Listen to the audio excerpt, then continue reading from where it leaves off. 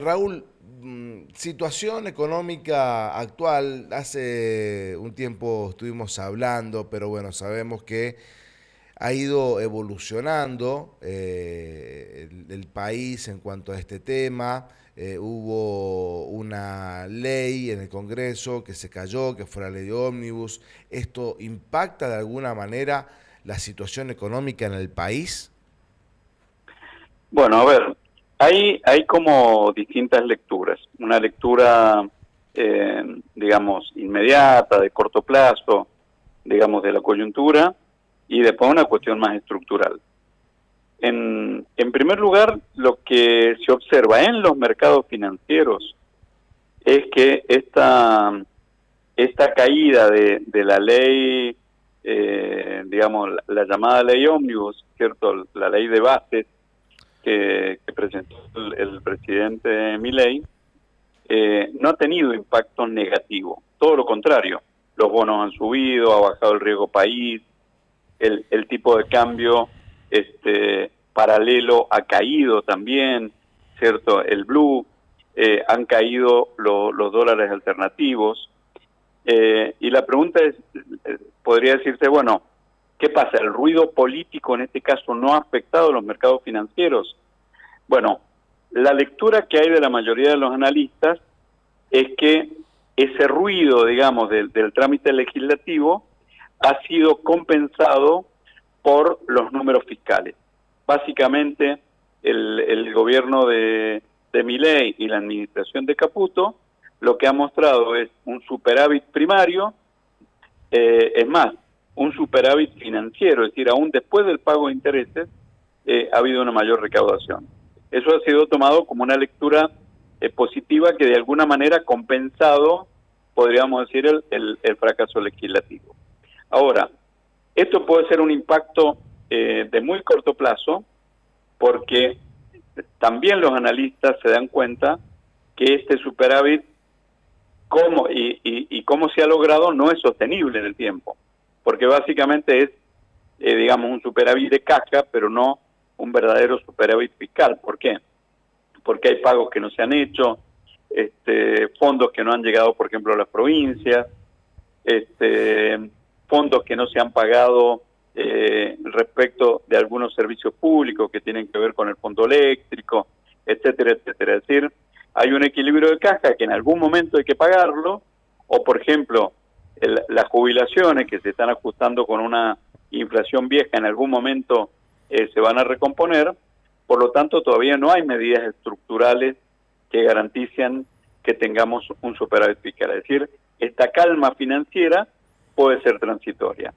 La segunda tiene que ver con una situación mucho más profunda, que es una inflación que fue del 25,5 en el mes de diciembre, bajó al 20 en el mes de enero, y que muchos analistas consideran que tampoco es sostenible una inflación que se esperaba más o menos en un 25, aún en el mes de enero todavía, 25, 26, Caballo, por ejemplo, habrá hablado de una inflación del 26%, pero básicamente porque algunos precios públicos se postergaron su ajuste, ¿sí?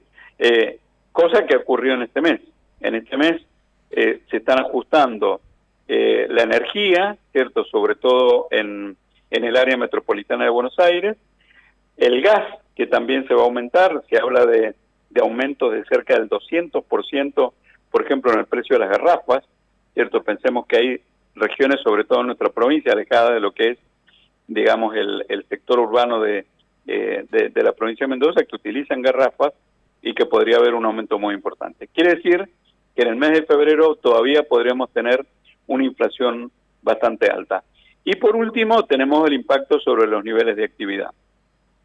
En la mayoría de los sectores, CAME, por ejemplo, ha informado de la caída de las ventas del sector PYME. También hay datos bastante ciertos de otros sectores de caídas importantes en los niveles de actividad. Y por último, lo que tenemos es que el ministro Fayad, Víctor Fayad, está alertando sobre la fuerte caída de los ingresos nacionales, cerca de un 20%, que evidentemente van a impactar sobre los niveles de actividad que están generados a través de las compras públicas, de las inversiones que, digamos, del sector público, lo que se llama trabajo público.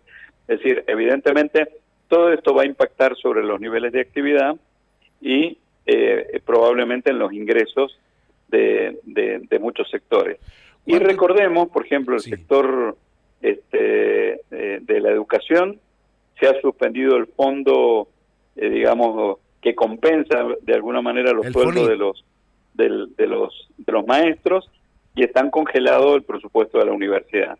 Es decir, ahí tenemos ejemplos, digamos, de sectores que se van a ver afectados. En síntesis, tenemos una calma financiera que puede considerarse transitoria, con algunos riesgos inflacionarios todavía para el mes de febrero y niveles de actividad en caída.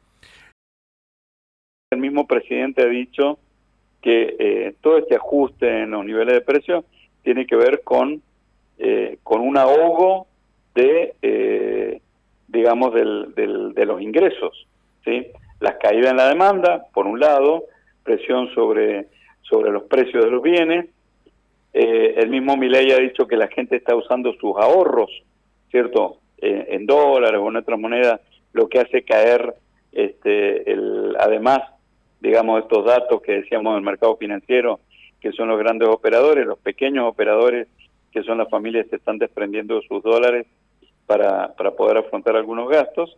Y entonces, bueno, evidentemente esta situación de recesión, que es el ancla que ha tomado el gobierno nacional para reducir la inflación, evidentemente tiene un impacto importante. ¿No es peligroso en el largo plazo esta situación? Exactamente, hablábamos del corto plazo, del mediano y el largo.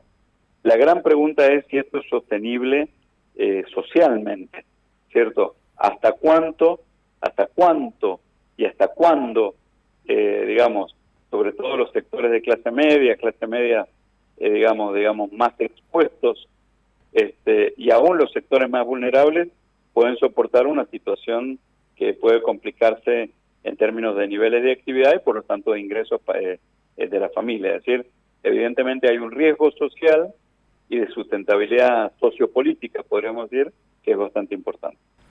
En las últimas horas comienza a hablarse fuertemente desde el gobierno nacional, justamente a través del propio Javier Milei, esto de estamos a un paso de poder dolarizar. ¿Esto qué significaría para la Argentina en los niveles que estamos llevando adelante justamente en nuestro país, sobre todo sueldos y impuestos, más que nada? Bueno, en primer lugar no se entiende muy bien la cuenta que hace Milei, ¿cierto? Milei habla de una recaudación de 7.000 millones de dólares de reservas, pero recordamos que estábamos en 10.000 negativos. Quiere decir que aún estamos en dólares negativos, y para poder dolarizar lo que necesitamos son dólares positivos de reservas. Quiere decir que aún no estamos en condiciones de dolarizar. Bueno, después de dolarizar tiene consecuencias en el corto y en el largo plazo. En primer lugar, habrá que ver en qué nivel, digamos, a través de este proceso recesivo, de ajuste, digamos, de salarios que se ajustan por debajo de la inflación, cómo van a quedar nominados en dólares. Es decir, eso puede ser una situación de arranque inicial bastante complicado como distribución del ingreso, podremos decir, entre las familias. En segundo lugar, generalmente estos planes de estabilización que fijan el tipo de cambio, la dolarización es una fijación extrema de tipo de cambio, tienen impacto en la reducción de la inflación. El tema es que en el largo plazo, atarse de una manera extrema a renunciar a la moneda nacional tiene algunos inconvenientes. Por ejemplo, ¿qué pasa si un país vecino como Brasil produce una fuerte devaluación?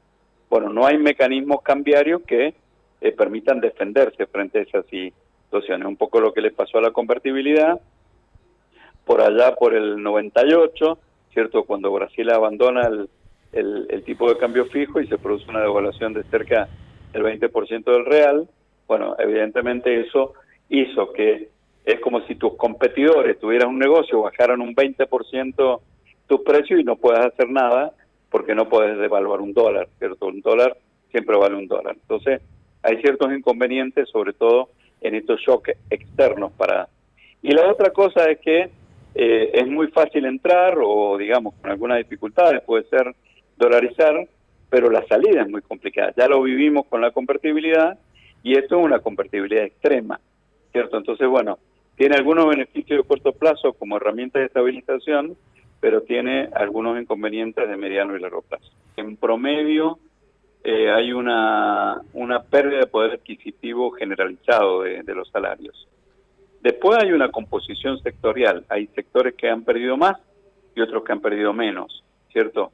Y este modelo, de alguna manera, tiende a beneficiar a dos sectores. Los sectores exportadores del tema minero, el tema petrolero y el tema de la soja y las grandes áreas, que además el último no es un gran generador de empleo, pero esos son sectores que probablemente los salarios en dólares, ¿cierto? O los salarios pueden haberse atrasado menos y puedan tener una mejor situación frente a lo que viene. Después están los sectores de los bienes no transables, ¿sí? Aún de los sectores industriales, porque este modelo, si bien corrige el tipo de cambio, afecta el tipo de cambio real efectivo para la industria por los insumos importados, por el impuesto país y por un montón de elementos. Quiere decir que la industria no se ve tan beneficiada. Y después tenemos el sector de los servicios y aquellos que están relacionados con los servicios básicos, salud, educación, ¿cierto? Aquellos que están vinculados con el Estado, que son los más perdedores. Y mucho más lo de los sectores municipales, que típicamente han sido salarios muy bajos. Quiere decir que este modelo que ajusta a través de los ingresos de los trabajadores para poder estabilizar la economía, puede ser que sea efectivo en lograr ese objetivo, pero evidentemente va a dejar una fotografía al menos de distribución del ingreso bastante complicada. Por último, Raúl, una fotografía que no marca lo que se dijo en campaña, que justamente el ajuste iba a ir hacia otro sector y no a los trabajadores. Sí, exactamente. El presidente prometió que el ajuste lo iba a soportar la casta, ¿cierto? Primero no se entiende muy bien a qué se refería, digamos, cuáles son los sectores de la casta, básicamente el sector político se refería obviamente, pero no vemos en todo esto que haya ajustes que afecten de manera directa, salvo en los gobiernos provinciales, ¿cierto? Evidentemente hay una presión para el ajuste en las provincias que por ahí puede tener un efecto importante, pero eso afecta a los sectores políticos y a los no políticos. Pensemos que hay provincias donde el empleo público es la única manera de sostener una situación laboral, digamos, sustentable. No es por un abuso de la política en sí misma, que los puede haber en algunos casos, pero en algunos sectores el seguro de desempleo, digamos, que tienen algunas provincias por su constitución productiva, ha venido a través de una expansión del sector público. Es decir, obviamente ahí hay afectado. Y después, todas las medidas que comentábamos recién, que son proinflacionarias y de recesión económica y por lo tanto disminución de actividad, los paga en su mayoría la población en general y no la denominada casta política. ¿Puede haber un quiebre fuerte entre gobernadores y el gobierno nacional? Creo que ya la hay, ¿cierto?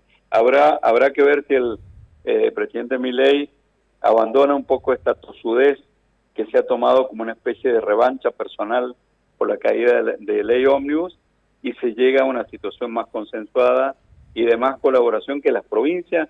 Hay muchas provincias que están dispuestas, como Mendoza, ¿cierto? Que demostró desde siempre una postura favorable. Pensemos que el 70% de los electores aquí apoyaron a Milei, pero en este caso, a la vuelta, digamos, de las elecciones y en este ajuste generalizado a las provincias, no se está viendo, digamos, de alguna manera recompensado.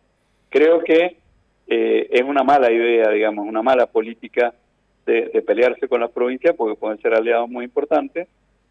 Un presidente que en segunda vuelta tiene el 56% y acá el 70%, pero que en primera vuelta tuvo 30%, que es el verdadero peso político que la sociedad le asignó y es el poder político que tiene en el Congreso. Entonces, bueno, creo que hay que matizar estas cosas y de alguna manera sería saludable para todos que hubiera, digamos, un cambio en esta actitud, digamos, de revanchismo del presidente Milei, que no es positiva para nadie, ni para el gobierno nacional y por supuesto para la provincia es muy negativa.